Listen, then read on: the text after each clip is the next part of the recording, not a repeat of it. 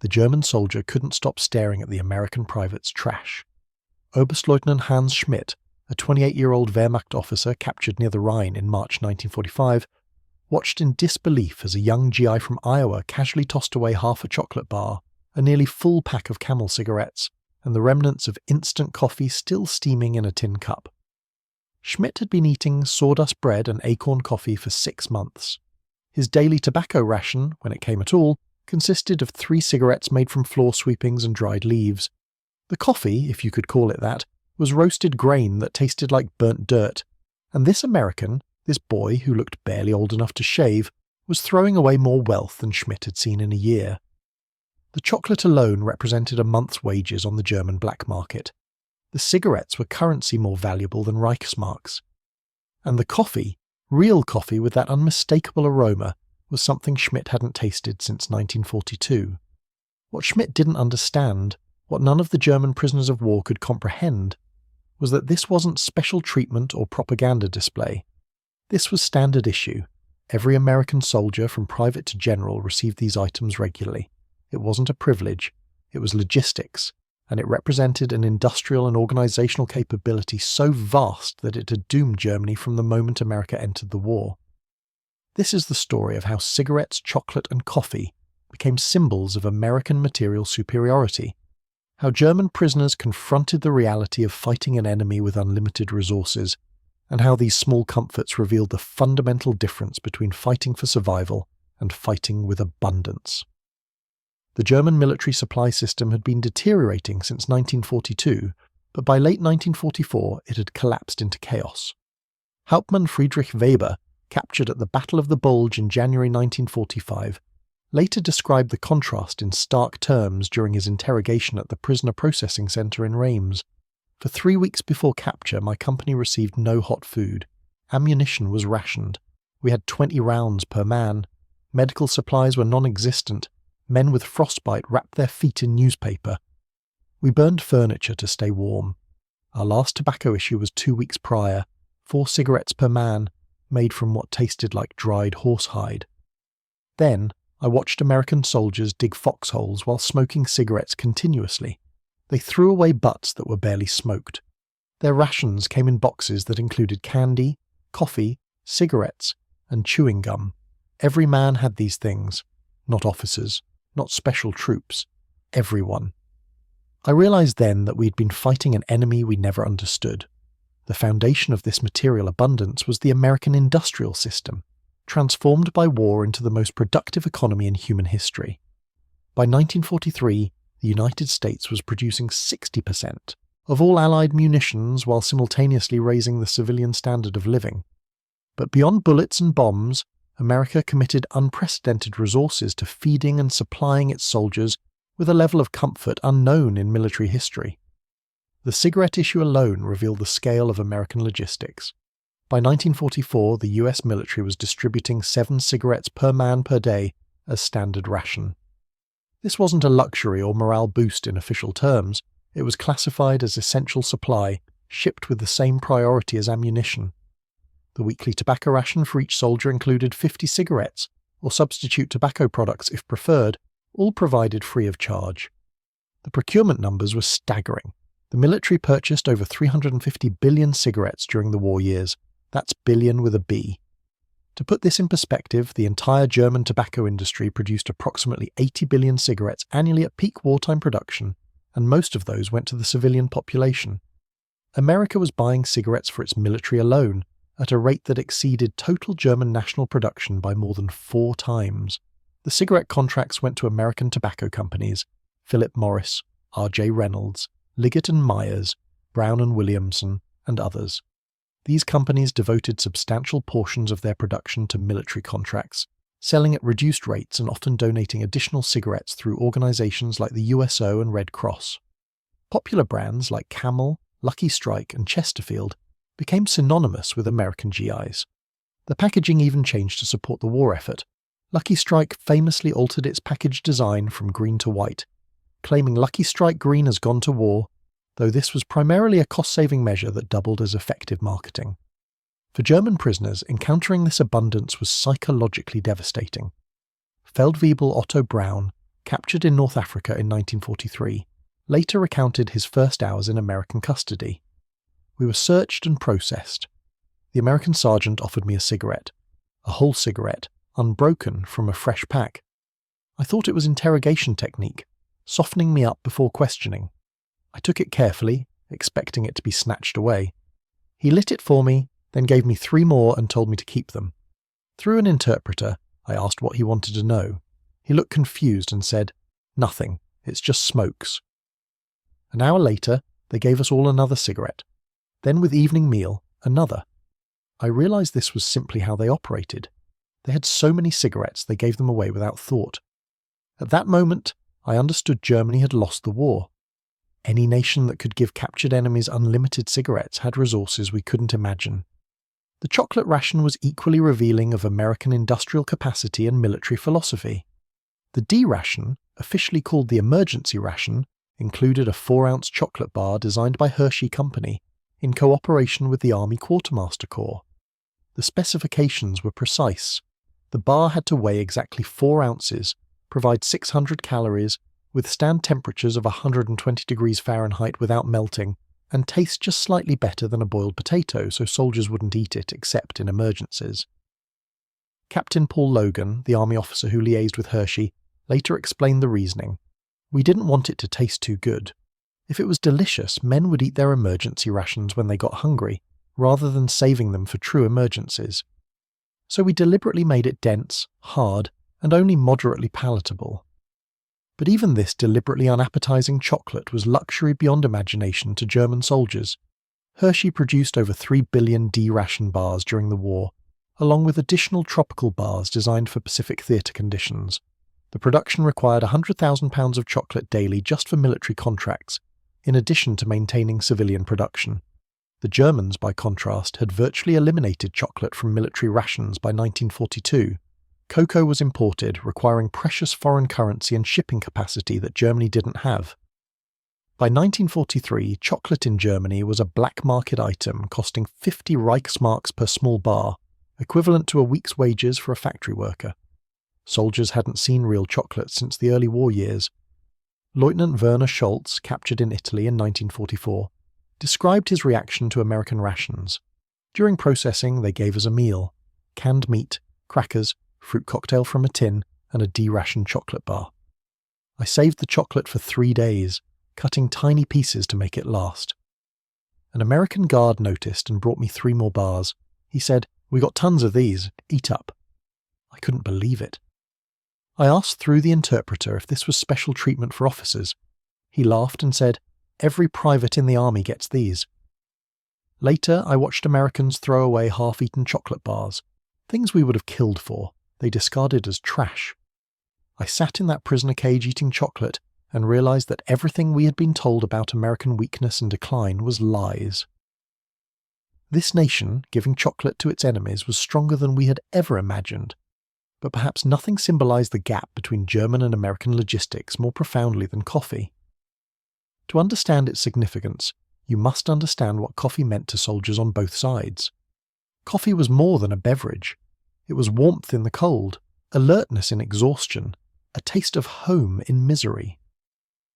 Both German and American military cultures placed enormous importance on coffee, but their ability to provide it revealed fundamentally different logistic capabilities. The American military issued instant coffee as standard ration. Every K ration, C ration, and field ration included instant coffee packets, typically 2 per day per man. The coffee was real, freeze-dried or spray-dried coffee from beans imported primarily from Brazil and Colombia. It wasn't gourmet quality, but it was recognizably coffee, with caffeine and flavor. The military procurement of coffee was massive. By 1944, the army was purchasing over 150 million pounds of coffee annually for military consumption alone. This required a global supply chain that maintained coffee imports even while fighting a 2-ocean war. Ships that could have carried ammunition or fuel instead allocated space for coffee beans, because the military deemed it essential for morale and combat effectiveness. The Germans had no coffee. What they called coffee was Ersatz, substitute coffee made from roasted grains, acorns, chicory, or whatever else could be roasted dark and brewed into a bitter liquid. Real coffee had disappeared from German military rations by 1940, reserved for submarine crews and special operations. By 1943, even the ersatz coffee was in short supply. Unteroffizier Karl Hoffmann, who served on the Eastern Front before his capture in France in 1944, later wrote about the coffee situation. We had forgotten what real coffee tasted like. Our morning drink was roasted barley if we were lucky, roasted acorns if we weren't. It was hot and brown, nothing else. The taste was so bitter we called it nigger sweat, though not for racist reasons, simply because it was dark and unpleasant. We drank it because it was warm and because the alternative was cold water. When I was captured by Americans, they gave me coffee during interrogation. Real coffee. The smell hit me first and I actually became emotional. I hadn't smelled real coffee in 4 years. The taste was overwhelming, not because it was particularly good coffee, but because it was real. The interrogator thought I was crying from stress or fear. I was crying because of coffee. He gave me 3 more cups during the session and sent me back to the prisoner cage with a full canteen of hot coffee. That small kindness broke me more effectively than any harsh interrogation could have. The logistics behind these seemingly simple provisions were staggering. Consider the supply chain required to put a cup of coffee in a soldier's hands on the front line in Europe. Coffee beans grown in South America had to be harvested, processed, and shipped across submarine-infested Atlantic waters to processing plants in the United States. There, they were roasted, ground, and converted to instant coffee through complex industrial processes. The instant coffee was then packaged in moisture-proof containers, packed into ration boxes with dozens of other items, loaded onto ships, and transported back across the Atlantic to depots in England or France. From there, trucks or trains moved them to forward supply dumps, then smaller trucks to battalion supply points, then jeeps or hand carry to frontline positions. This chain, stretching from Brazilian coffee plantations to frozen foxholes in Belgium, operated continuously, efficiently, and with remarkable reliability. The fact that it worked at all was miraculous. The fact that it rarely failed was terrifying to German military planners who understood logistics. By comparison, the German supply system by 1944 was barely functional. Oberst Heinrich Müller, a supply officer captured in the Ruhr Pocket in April 1945, provided devastating testimony about German logistics during his interrogation. The supply system had collapsed by late 1944. We were using horses because we had no fuel for trucks. The railways were bombed continuously. Supplies that did arrive were often useless. Ammunition for guns we no longer had, winter clothing in summer, size 44 boots when we needed size 40. The tracking systems had broken down. Nobody knew what was where. Commanders hoarded supplies because they knew they wouldn't receive more. Units starved 10 kilometers from supply depots because the transportation didn't exist. When I saw American supply operations after capture, I was shocked. They had tracking systems for every item. Supplies moved forward continuously. Nothing was hoarded because everyone knew more was coming. They wasted material we would have fought over. I watched them bulldoze a pile of damaged ration crates rather than salvage the contents. In Germany, men would have killed for those damaged rations. The Americans buried them because they had more than they could use. The psychological impact of this material abundance on German prisoners cannot be overstated. These were men who had been fighting for years under increasingly desperate conditions, watching their rations decrease, their equipment deteriorate, their chances of survival diminish. They had been told that Germany was fighting the degenerate, weak Americans who lacked the will and strength of the superior German soldier. Then they were captured and discovered that these supposedly weak Americans had everything. Gefreiter Hans Schneider, captured in the Battle of the Bulge, later described what he called the luxury shock. For months we had been on reduced rations. Bread was more sawdust than flour. Meat was a rumour. We ate once a day if lucky. We smoked anything that would burn. Tobacco mixed with oak leaves, dried grass, whatever we could find. Coffee was a joke. Roasted grain that tasted like dirt. Then American capture. The first day they fed us 3 times. Hot food, real meat, white bread, butter, coffee, chocolate. We thought it was propaganda, special treatment to be filmed or photographed. But no cameras appeared. The food kept coming. Every meal, more than we could eat. And the guards, they ate the same rations. This wasn't special prisoner treatment. This was standard American supply. I watched the guards complain about the food, saying they were tired of spam or the coffee was weak. They were complaining about food we considered luxury. That's when I understood we never had a chance in this war.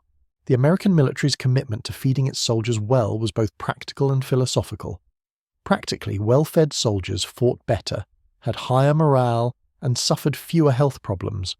Philosophically, America believed that a citizen army deserved the same standard of living in uniform that it expected at home. This contrasted sharply with European military traditions where soldiers expected to suffer, and deprivation was considered character building. The American ration system was designed by the Quartermaster Corps with input from nutritionists, food scientists, and industrial designers.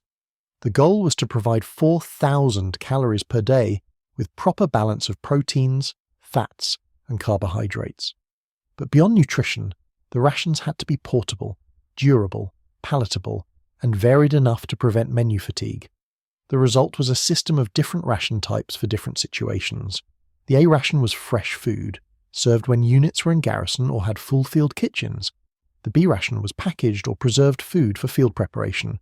The C ration was canned individual meals for combat conditions. The K ration was a lightweight assault ration. The D ration was emergency food. Each type included coffee, sugar, cigarettes, and usually candy or chocolate.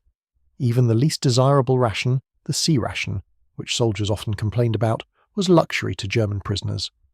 A typical C ration meal included a can of meat and beans or meat and vegetable stew, a can of crackers with candy or chocolate, a powdered beverage packet, sugar, instant coffee, cigarettes, chewing gum, can opener, spoon, and toilet paper. 19 separate items packaged in a waterproof box designed to provide everything a soldier needed for one meal. Feldwebel Anton Richter, captured in North Africa, later wrote about encountering C rations. We were given American C rations in the prisoner cage. I opened the box and couldn't believe what I saw. Meat in a can, real meat with gravy. Crackers that were actually crispy, not mouldy. Candy, coffee, sugar, cigarettes, even toilet paper and chewing gum. There was more food in this single box than my squad of 12 men would receive for an entire day in German service, and they were giving it to prisoners. I asked a guard if this was standard. He said yes, but added that the Americans didn't like C rations, they complained about eating them. I wanted to laugh and cry simultaneously. These Americans were complaining about rations we considered feast. The guard saw my expression and gave me 2 more boxes saying we had extra. They had extra food. Germany had been on starvation rations for years, and America had extra food they gave to prisoners. The cigarette economy that developed in prisoner of war camps revealed another dimension of American abundance. In German POW camps holding Allied prisoners, cigarettes became currency. Red Cross packages containing cigarettes were hoarded, traded, and fought over. A single cigarette could buy a day's worth of bread. A pack could buy services, information, or protection. But in American camps holding German prisoners, cigarettes were so abundant they lost value as currency. The Americans provided cigarettes to prisoners, not as generously as to their own troops, but regularly enough that most prisoners had access to tobacco. This eliminated the cigarette economy that dominated other prison camps. Obergefreiter Ludwig Bauer, who spent time in both Soviet and American captivity, described the contrast. In Soviet captivity, a cigarette was worth more than food. Men would trade their bread ration for tobacco. The Soviets gave us nothing. Any cigarette came from prison guards who wanted something in exchange: information, labour, betrayal of fellow prisoners. The cigarette economy created a brutal hierarchy. In American captivity, they gave us cigarettes. Not many, but regularly. 2 cigarettes per day, sometimes more. For prisoners used to having nothing, this was unimaginable generosity. Some men assumed it was to make us soft, to make us compliant. But I realized it was simpler than that. The Americans had so many cigarettes that giving them to prisoners cost nothing. It wasn't strategy, it was surplus. The production capacity behind this surplus was another aspect that shocked German military analysts after the war. During the war years, American cigarette production increased from 180 billion cigarettes annually in 1940 to over 390 billion by 1945. This increase came despite significant portions of production going to military contracts, and despite some raw materials being in short supply. The tobacco companies managed this expansion through industrial efficiency, expanded facilities, and government support. the government declared tobacco an essential crop, exempting tobacco farmers from certain rationing restrictions and providing support for increased production. Tobacco acreage in the United States increased by 40% during the war years. The cigarette factories operated 24 hours a day, 7 days a week. Women entered the workforce in large numbers, maintaining production levels despite millions of men joining military service. The result was that America produced enough cigarettes to supply its military, maintain civilian consumption, and still have surplus for Allied nations and prisoners. Germany couldn't match this in any category. German tobacco production declined throughout the war as resources were diverted to military necessities. By 1944, civilian cigarette rations in Germany were down to 50 cigarettes per month for men, 25 for women, and those cigarettes were often made from floor sweepings and substitute materials. Real tobacco had largely disappeared from civilian and military use.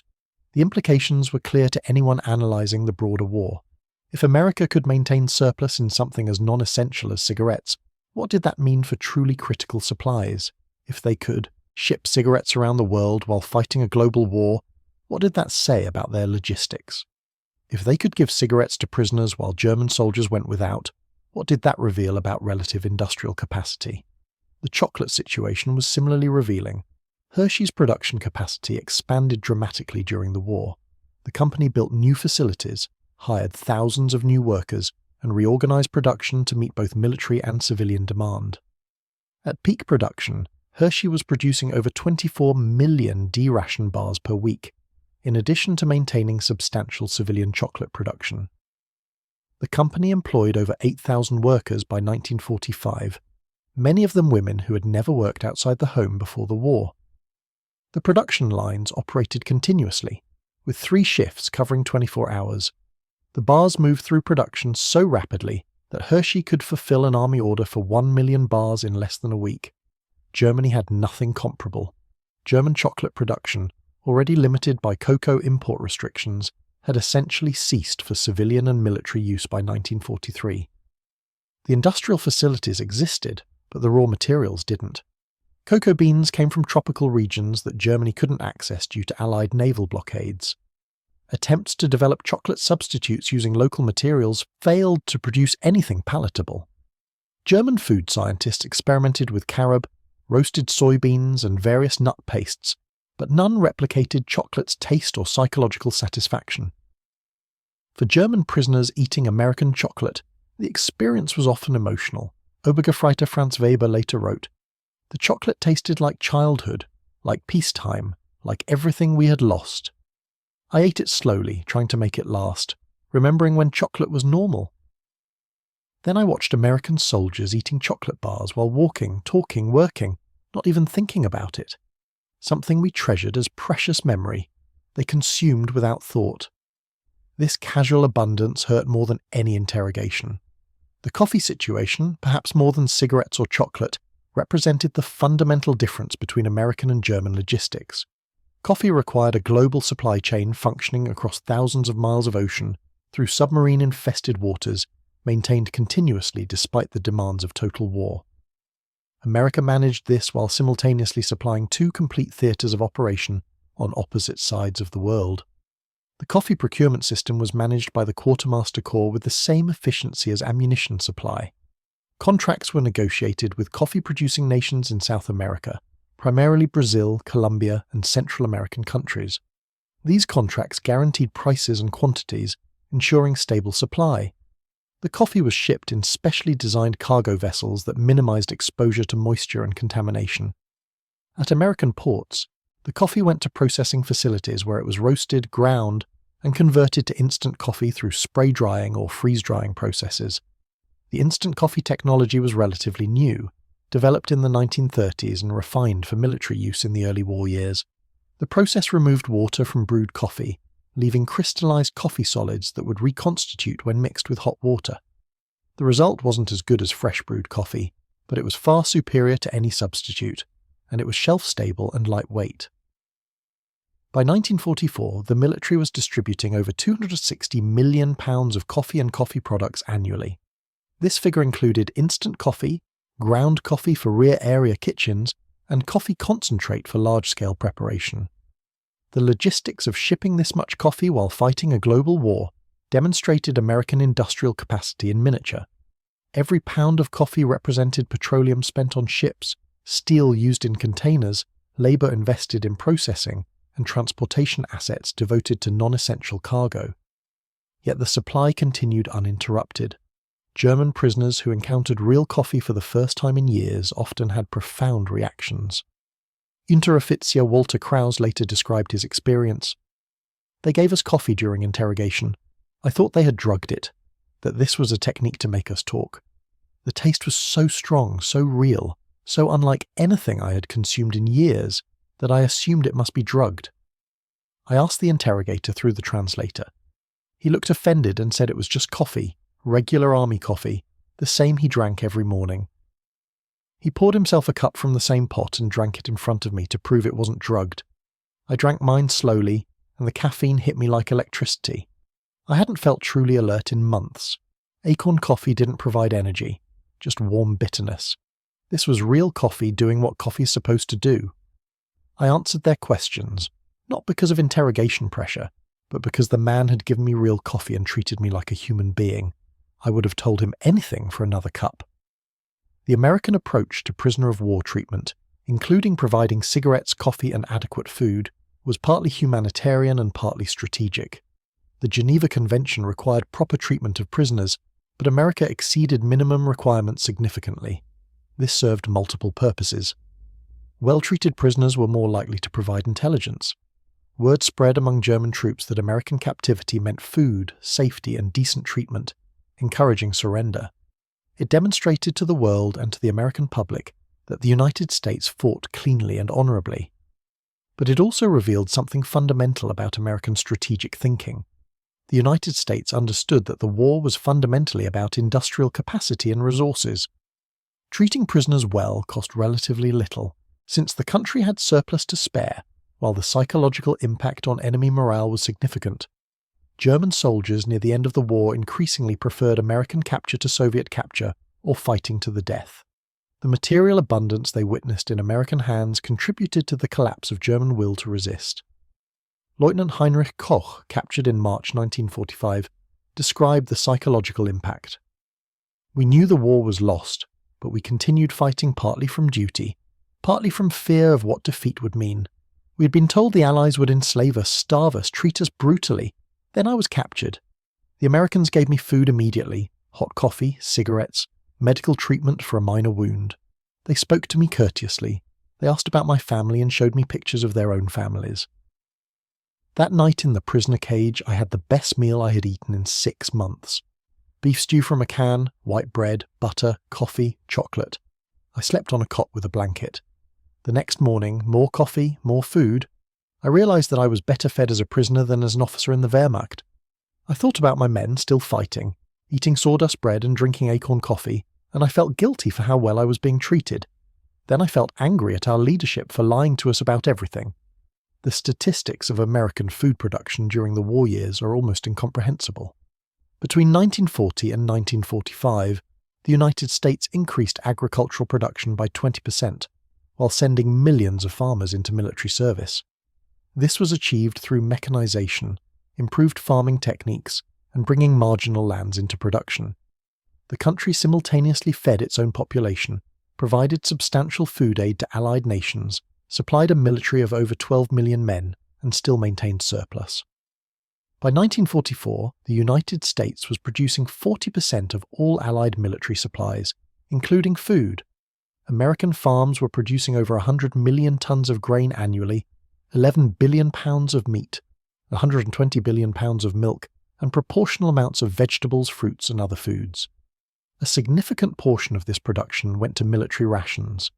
The industrial capacity to process, package, and ship this food was equally impressive. Canning facilities operated 24 hours daily.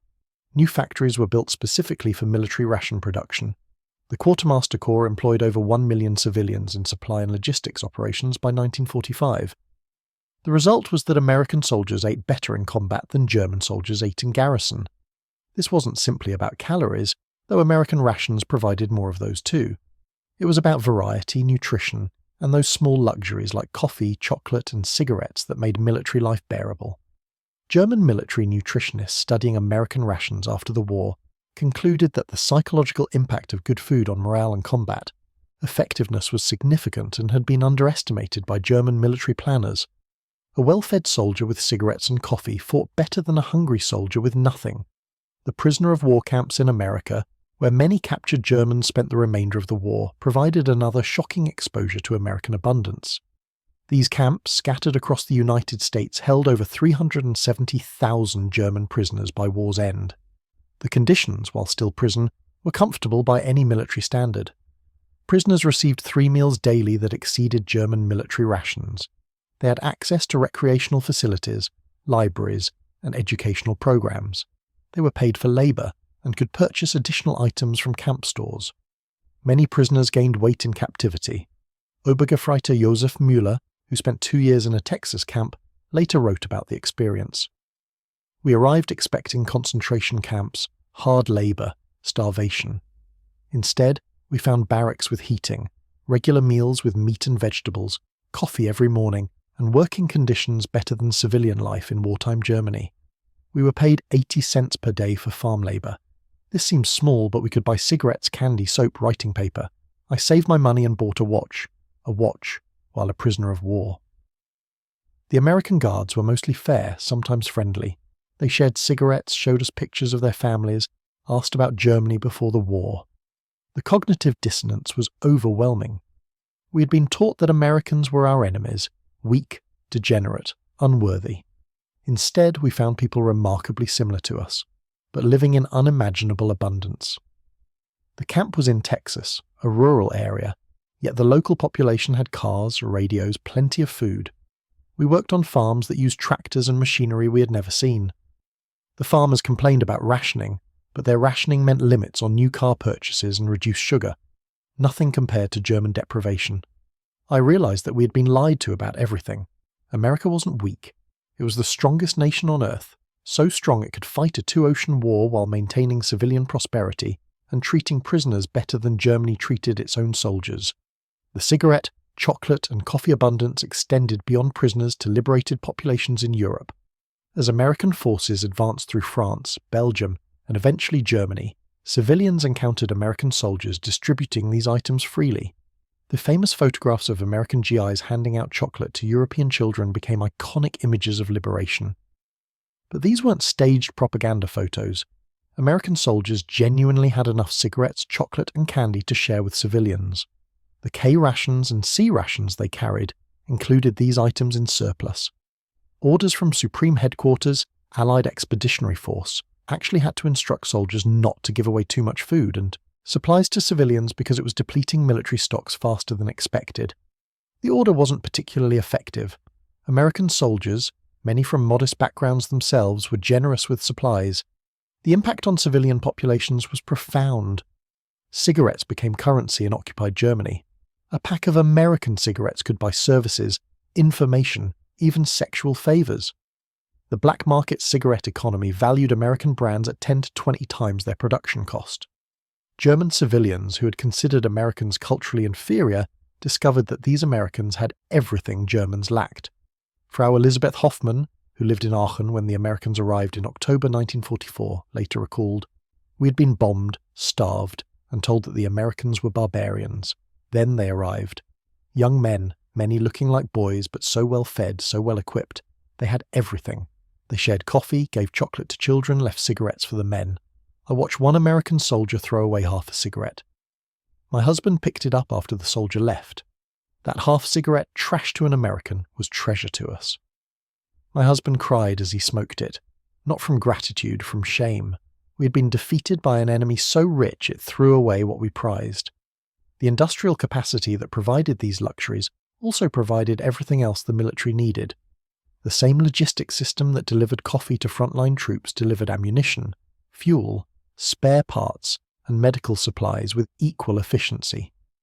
The same production capacity that made cigarettes by the billions also made artillery shells, aircraft, tanks, and ships. German military analysts realized too late that these small luxuries were indicators of overwhelming material superiority. If America could maintain surplus in non-essential items while fighting globally, it could sustain any level of warfare indefinitely. General der Infanterie Günther Blumentritt, captured at the end of the war, provided this assessment during interrogation. We underestimated American logistics catastrophically. We saw their soldiers as soft, dependent on luxuries. We thought cutting their supply lines would cripple them. We were wrong. The luxuries weren't weakness. They were excess capacity. An army that can provide cigarettes, coffee and chocolate to every soldier while fighting globally is an army that will never run out of ammunition or fuel. We fought with desperation and courage. They fought with unlimited resources. Courage couldn't overcome that gap. The cigarettes weren't propaganda. They were proof of our defeat before we understood we were defeated. The contrast between American abundance and German deprivation was most stark in the final months of the war. By early 1945, German soldiers were literally starving. Rations had been cut to starvation levels. 1 meal per day, often just thin soup and a slice of bread, was standard. Tobacco was completely unavailable to most troops. Coffee had disappeared entirely. Medical supplies were exhausted. Ammunition was rationed to the point where soldiers were ordered to fire only when certain of hitting. Meanwhile, American forces continued receiving regular supplies. The historical records show American units in Germany in April 1945 were consuming rations at peacetime levels. Cigarettes, coffee and chocolate continued flowing to frontline troops. The supply chain, stretching from the United States across the Atlantic and through France into Germany, functioned smoothly. German prisoners captured in these final weeks were often in such poor condition that American medics had to nurse them back to health. Many suffered from malnutrition, vitamin deficiencies, and diseases caused by poor diet. American doctors reported that German prisoners often couldn't eat American rations immediately because their stomachs had shrunk and couldn't handle normal portions. They had to be fed gradually, starting with small amounts and increasing over days. The psychological impact of encountering American abundance while in this condition was profound. Gefreiter Klaus Weber, captured in the Ruhr pocket in April 1945, later described his experience. I weighed 52 kilograms when captured, down from 78 kilograms 2 years prior. I hadn't eaten a full meal in months. We had been surviving on potato peels and whatever we could scavenge. The Americans gave me hot soup, crackers and coffee. I vomited it up immediately. My body couldn't handle real food. They kept me in a medical tent, feeding me small amounts every few hours, building up my tolerance. Within a week I was eating normally. I gained 8 kilograms in 2 weeks. The American rations, which their soldiers complained about, seemed like luxury. The medic who treated me gave me cigarettes and chocolate, saying it would help with morale. I was being treated better as a starving prisoner than I had been treated as a soldier in my own army. I asked the medic why they were being so kind. He said it was just normal treatment, that they do the same for anyone. I realized then that we had fought an enemy we never understood, an enemy so wealthy it could afford to be kind. The long-term impact of this material gap affected post-war Germany significantly. German prisoners returning from American captivity brought stories of American abundance. These stories, initially dismissed as propaganda or exaggeration, were confirmed as more prisoners returned. The German population learned that America had fought the war without significant civilian sacrifice, that American soldiers had eaten well throughout, that even prisoners had received better food than German soldiers. This contributed to the psychological acceptance of defeat. German civilians realized they hadn't lost to a brutal enemy or to superior tactics, but to overwhelming material superiority that made continued resistance meaningless. The Marshall Plan, America's post-war aid, program for Europe, further reinforced the image of limitless American resources. Germany, devastated and starving in 1945, received massive food aid through American programs. This aid included coffee, which Germans hadn't seen in years. The return of real coffee to German stores provided by American aid became a symbol of recovery and of American generosity. Former soldiers who had fought Americans and been fed by them as prisoners now saw their families fed by American aid programs. The cognitive dissonance was overwhelming for many. How do you process fighting an enemy who then feeds your family? How do you maintain hatred toward a nation that defeated you and then ensured you didn't starve? The cigarettes, chocolate, and coffee that seemed like minor details during the war became symbols of a larger truth. America had won not through cruelty or superior fighting spirit, but through industrial capacity so vast it could afford to be generous even to enemies. The legacy of American logistical abundance during World War II influenced military doctrine for decades. The understanding that well-supplied soldiers with high morale fight better than desperate soldiers became fundamental to American military philosophy. The investment in logistics, supply chains, and soldier welfare that characterized the World War II effort continued into subsequent conflicts. The Korean War, Vietnam, and later conflicts all maintained the principle that American soldiers would be supplied with the best equipment, regular meals, and those small comforts that make military service bearable. The coffee, cigarettes, and candy continued flowing to American troops in every conflict, a tradition established in World War II and never abandoned. But the impact went deeper than military doctrine. The German prisoners who returned home in the late 1940s carried with them a changed understanding of America. These were men who had been taught that Americans were weak, decadent, and culturally inferior. They had believed that German discipline and fighting spirit would overcome American material advantages. Instead, they discovered an enemy that fought effectively while maintaining a standard of living that exceeded German peacetime conditions. Obergefreiter Martin Becker, who spent 3 years in American captivity before returning to Germany in 1948, later wrote extensively about his experience. His memoir, published in 1952, captured the transformation many prisoners underwent. We arrived in America expecting punishment and hardship. We found abundance beyond imagination. The camp in Kansas was surrounded by farmland stretching to the horizon. Farms worked by individual families using machinery that would have served entire German villages. The camp food was better than I had eaten in civilian life before the war. Coffee every morning, meat several times per week, white bread, fresh vegetables. We worked on local farms, and the farmers fed us meals in their homes. Farm. Families in Kansas, supposedly simple rural people, had electricity, running water, telephones, automobiles, and more food than they could consume. I had believed America was in decline, weakened by democracy and diversity. Instead, I found the wealthiest nation in human history, so wealthy that even prisoners of war lived better than German citizens. When I returned to Germany in 1948, I found ruins, starvation, and despair. My family was surviving on Marshall Plan food aid, American aid, sent by the same nation we had fought. My sister was drinking American coffee. My mother was cooking with American flour.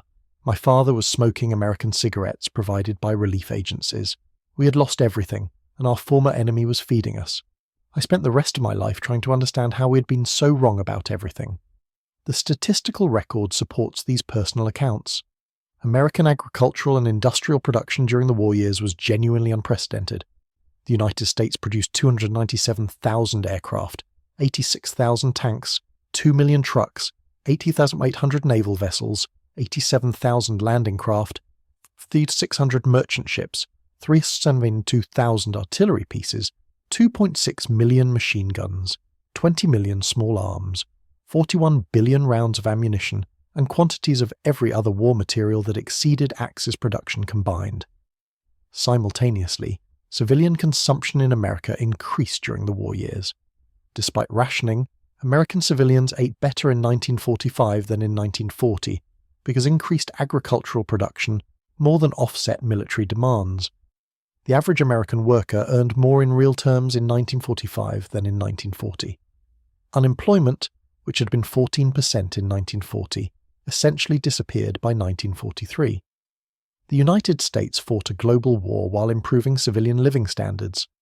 No other nation in history had done this. For German prisoners and soldiers who encountered this reality, the psychological impact was often devastating. They had sacrificed everything for the war effort. Their families had endured years of rationing, bombing, and deprivation. They had been told this sacrifice was necessary to defeat wealthy but weak enemies.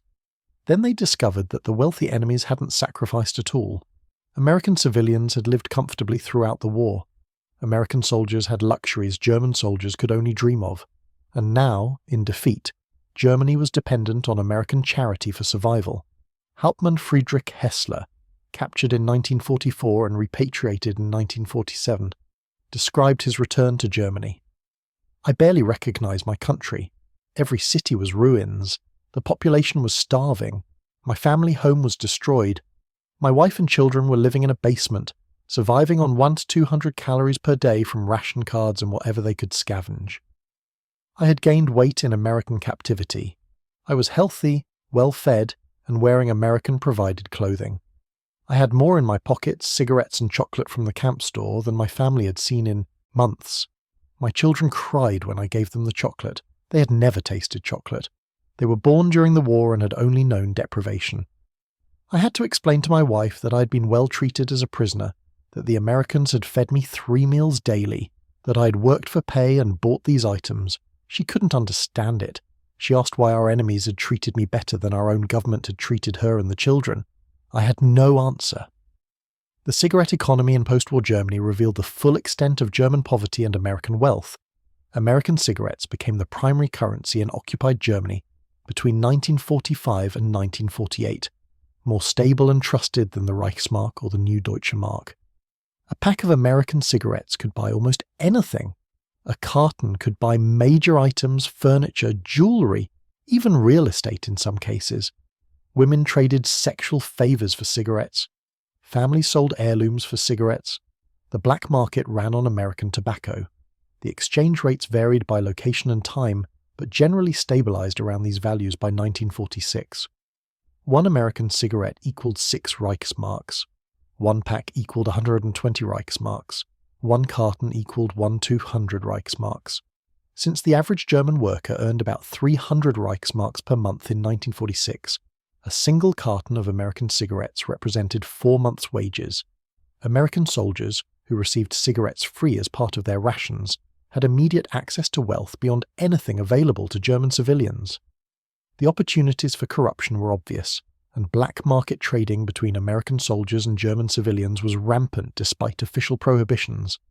Some American soldiers made fortunes trading cigarettes, coffee and chocolate for valuables, currency, and favours. The military attempted to control this through regulations, but enforcement was difficult when the soldiers themselves were the primary source of black market goods. Frau Margareta Schulz, who lived in Munich during the occupation, later described the cigarette economy. American cigarettes were gold. More than gold, actually, because gold couldn't buy food or fuel. Cigarettes could buy anything. I traded my mother's wedding ring for 2 cartons of Lucky Strikes, then traded the cigarettes for food, coal and fabric to make clothing for my children. I felt terrible trading a family heirloom, but my children were starving. The American soldier who bought the ring was apologetic. He said he was sending it home to his girl in Iowa. He gave me 3 cartons instead of 2 and included a jar of instant coffee. That coffee kept my family fed for 2 months. We traded it by the spoonful for bread, potatoes and firewood. The Americans had destroyed our cities, killed our men and defeated our armies. Then they saved us from starvation with cigarettes and coffee. The emotional complexity was overwhelming. The Marshall Plan, officially the European Recovery Programme, began in 1948 and provided over $13 billion in aid to Western Europe, equivalent to approximately $150 billion in current dollars. Germany received $1.4 billion, a significant portion of the total. This aid included food, fuel, machinery and raw materials. It rebuilt European industry, stabilised currencies, and prevented mass starvation. But beyond the economic impact, the Marshall Plan demonstrated that American abundance wasn't temporary or solely military. The same industrial capacity that had produced unlimited cigarettes, chocolate and coffee for soldiers now produced aid for former enemies. The psychological impact on Germans was profound. They had fought a total war, sacrificing everything, and lost. Now their former enemy was rebuilding their country. The cognitive dissonance created lasting changes in German political culture, contributing to the pacifist and anti-militarist sentiment that characterized post-war West Germany. Former Wehrmacht officer Oberst Heinrich Bauer, who fought Americans in France and spent 2 years in American captivity, later became a politician in West Germany and wrote extensively about the transition. We'd been taught that might makes right, that the strong dominate the weak, that Germany's mission was to conquer and rule. We fought with this belief until we were utterly defeated. Then we discovered that the nation that defeated us didn't want to dominate or rule us. They wanted to rebuild us, to make us prosperous, to integrate us into a peaceful world order. The cigarettes and coffee they had given us as prisoners were just the beginning. They gave us Marshall Plan aid. They defended us from Soviet aggression. They helped us build democracy. I spent years trying to reconcile what I had been taught with what I experienced. The Americans had defeated us with material superiority, then used that same material superiority to save us. This generosity wasn't weakness, as we'd been taught to believe. It was strength, true strength, the strength to help even your defeated enemies. This lesson shaped my politics and my life. Germany's post-war success was built on understanding that cooperation creates more prosperity than conquest. The contrast between American treatment of prisoners and Soviet treatment became another source of German reflection on relative systems. German prisoners in Soviet captivity faced brutality, starvation, and forced labour. Of approximately 3 million German prisoners taken by the Soviet Union, over 1 million died in captivity. The survivors returned to Germany in the late 1940s and early 1950s, often severely damaged physically and psychologically. German prisoners in American and British captivity faced nothing comparable. The death rate in Western custody was less than 1%, primarily from wounds or illness sustained before capture. Most prisoners gained weight in captivity. They received medical care, adequate food, and reasonably humane treatment. When survivors from Soviet captivity encountered survivors from American captivity, the contrast was stark. Men who had spent years in Soviet camps were emaciated, traumatized, and often broken. Men who had spent years in American camps were healthy, some having learned trades or completed education programs offered in the camps. The political implications were obvious and contributed to West Germany's firm alignment with the Western Alliance during the Cold War. Unteroffizier Werner Hoffmann, who was captured by Americans in 1944 and released in 1946, later encountered his brother who had been captured by Soviets in 1945 and released in 1952. He described the reunion. "I didn't recognize him at first. He weighed perhaps 50 kilograms, his teeth were gone, he looked 70 years old though he was only 42. I was healthy, had gained weight in American captivity, and had spent the years since release rebuilding my life. He had spent 7 years in Soviet camps in Siberia, working in mines, starving, freezing, watching men die daily. When I told him about American captivity, about the coffee and cigarettes, the regular meals, the decent treatment, he thought I was lying or had been in a special camp. He couldn't believe that prisoners of war could be treated humanely. He had been beaten, starved, and worked nearly to death. The contrast between our experiences showed the difference between the systems we had fought. Both had defeated Germany, but only one had then tried to help Germans rebuild. The cultural impact of this material encounter extended into German consumer culture in the post-war decades. German appreciation for American products, particularly coffee, chocolate, and cigarettes, became lasting. American brands dominated the German market for these items through the 1950s and 1960s. Brands like Lucky Strike, Camel, Hershey, and Maxwell House became symbols of quality and luxury. German companies that produced similar products often marketed them as American style to benefit from the positive associations. The German Wirtschaftswunder, economic miracle of the 1950s, was built partly on Marshall Plan aid but also on adopting American business methods, production techniques, and consumer culture. Germans who had encountered American abundance as prisoners or in occupation became advocates for American-style capitalism and consumer society. They had seen what that system could produce, and they wanted it for Germany. The cigarette question specifically had interesting long-term consequences. German tobacco companies, which had produced increasingly poor-quality cigarettes during the war years using substitute materials, had to completely retool for post-war markets. German consumers, who had been exposed to American cigarettes through black markets and American soldiers, demanded quality comparable to American brands.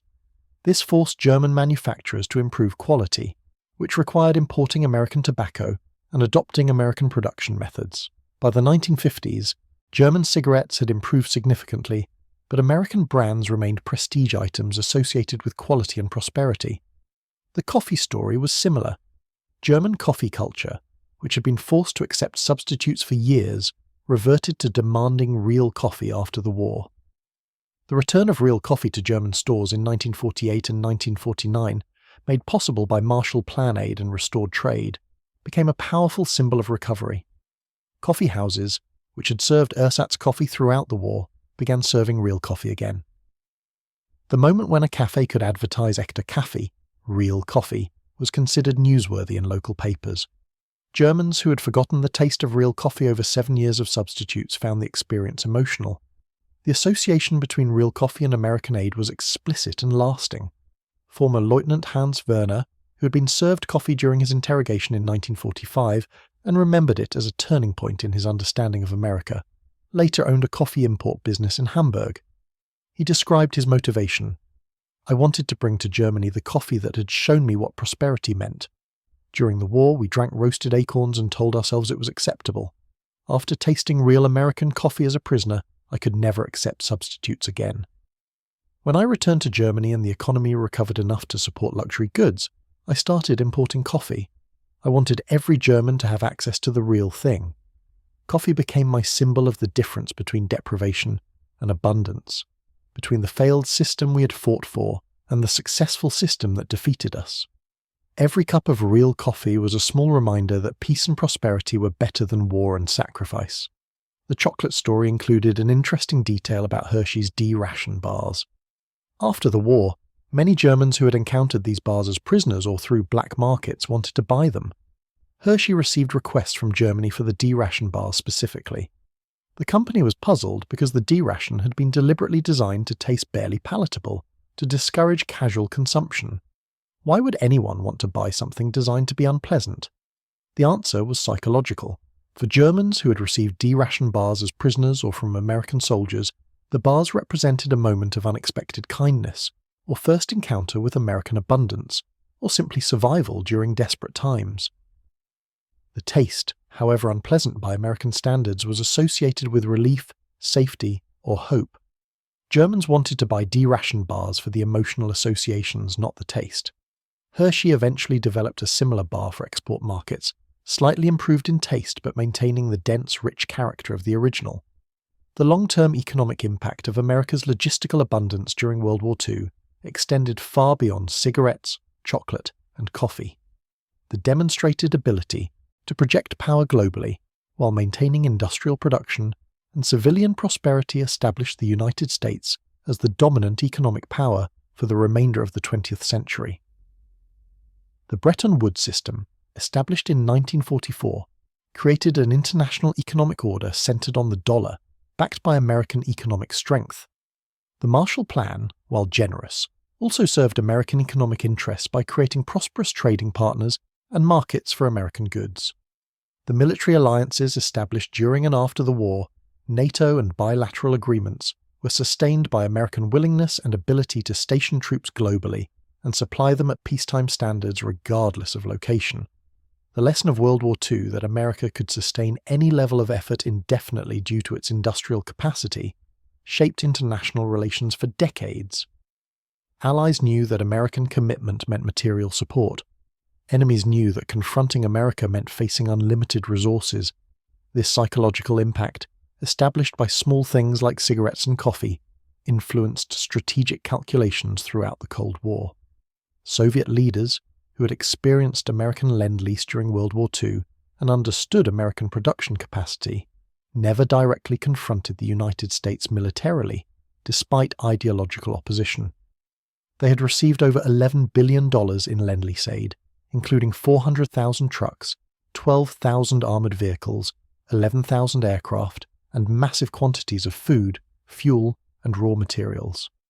Soviet generals knew that without American aid, Soviet victory over Germany would have been far more difficult or perhaps impossible. This knowledge influenced Soviet caution during the Cold War. They would compete with America, but never in direct military confrontation, where American material advantages would be decisive. Chinese leaders learned similar lessons during the Korean War, where Chinese troops in massive numbers fought American forces equipped with overwhelming material advantages. Chinese soldiers who fought in Korea encountered the same abundance that German soldiers had faced in World War II. American troops with unlimited ammunition, air support, artillery, regular meals, coffee and cigarettes faced Chinese soldiers with minimal supplies, irregular food and ammunition shortages. The Chinese won some battles through numbers and tactics, but could never overcome the material gap. Chinese military doctrine after Korea emphasized avoiding direct confrontation with American forces, focusing instead on asymmetric approaches. The German prisoners who had experienced American abundance and then returned to Germany carried these lessons into the Cold War period. West German military officers, many of whom had fought in the Wehrmacht, understood that the Bundeswehr's effectiveness depended on American support and supply. They had experienced what it meant to fight without adequate logistics. They were determined never to repeat that experience. West German military planning assumed American logistical support, American equipment standards, and integration with American supply chains. The Bundeswehr became one of the most effective armies in NATO, partly because its leaders understood logistics intimately from having experienced inadequate logistics in World War II. The cigarette abundance specifically had an interesting cultural legacy. American cigarettes remained status symbols in Europe for decades after the war. Smoking American brands signaled sophistication, prosperity, and cultural connection to America. German teenagers in the 1950s and 1960s specifically sought American cigarettes, partly for quality but largely for the cultural associations. The brands that had been distributed to soldiers and prisoners, Lucky Strike, Camel, Chesterfield, Pall Mall, became icons of American culture abroad. The advertising for these brands in post-war Europe played up their American origins explicitly. Lucky Strike advertisements in Germany in the 1950s featured imagery of American prosperity, freedom, and quality. The brand that had been associated with GIs in occupation became associated with the American dream itself. The chocolate industry saw similar lasting impacts. Hershey's international expansion after World War II was facilitated by the positive associations created during the war. German and other European consumers who had encountered Hershey chocolate through military distribution became customers for Hershey products when they became commercially available. The distinctive Hershey taste, slightly tangy due to the milk processing method used, became associated with American chocolate generally. European chocolate manufacturers, particularly Swiss and Belgian companies, maintained distinct flavor profiles and marketed themselves as alternatives to American chocolate, but the mass market increasingly accepted American chocolate as the standard. The industrialized, mass-produced approach that characterized American chocolate production during the war became the model for post-war global chocolate industry. Coffee culture was perhaps most profoundly affected. American-style coffee, brewed coffee, served in large quantities and consumed throughout the day, spread globally after World War II, partly due to the influence of American military presence. Before the war, European coffee culture emphasized small cups of strong coffee consumed leisurely. American coffee culture emphasized large cups of milder coffee, consumed continuously while working or socializing. This style, which had seemed strange to Europeans initially, spread in occupied territories and then more broadly as American cultural influence expanded. By the 1960s, American-style coffee was common throughout Western Europe. The instant coffee technology developed for military use became a consumer product, with Nescafé and other brands creating global markets for instant coffee. The convenience and standardization of instant coffee appealed to post-war consumers rebuilding their lives and seeking efficiency. The broader lesson that German prisoners learned from cigarettes, chocolate, and coffee was that industrial capacity and organizational efficiency mattered more than traditional military virtues. Courage, discipline, tactical skill, and fighting spirit, which German military culture had emphasized, proved insufficient against overwhelming material superiority backed by effective logistics. This lesson influenced post-war German culture profoundly, contributing to the emphasis on economic development over military power that characterized West Germany. The Wirtschaftswunder was partly a conscious decision to compete economically rather than militarily, to build prosperity rather than military might, based on the understanding that prosperity was the true source of national power. German business leaders and politicians in the 1950s and 1960s, many of whom had military experience in World War II, built a system focused on industrial production, export markets, and economic integration with former enemies.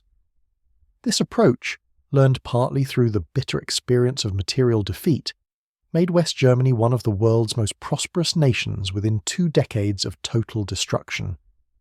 The cigarettes, chocolate, and coffee that German prisoners encountered were symbols of this reality. They were trivial items in themselves, small comforts that made military life more bearable, but they represented something far larger, an industrial and organizational system capable of producing unlimited quantities of anything needed, maintaining global supply chains under combat conditions, and doing all this while improving civilian living standards at home. German soldiers had fought with courage and skill, often inflicting heavy casualties on American forces, but they fought against an enemy that could replace any loss instantly, that never ran out of anything, that treated material losses as minor inconveniences rather than catastrophic setbacks. The psychological impact of this realization, delivered through small moments like being offered a cigarette or a cup of coffee, lasted far longer than the material items themselves. Obergefreiter Klaus Fischer, who was captured in 1945 and returned to Germany in 1947, spent the remainder of his life teaching history in Bavaria. He used his experience as the basis for lessons about World War II. His teaching notes, preserved in archives, include this reflection written in 1963.